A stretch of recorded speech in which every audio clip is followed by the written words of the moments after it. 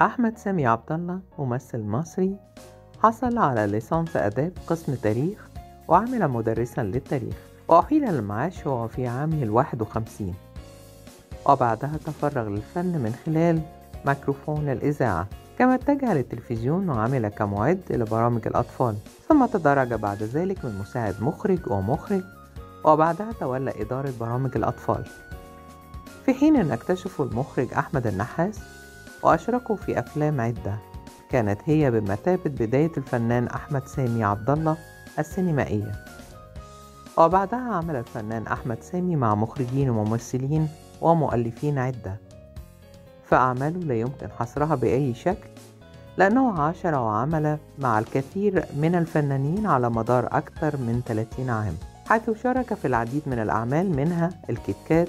وإنذار بالطاعة والمولد والساحر وبخيت وعديلة والجردل والكنكة وهي فوضى.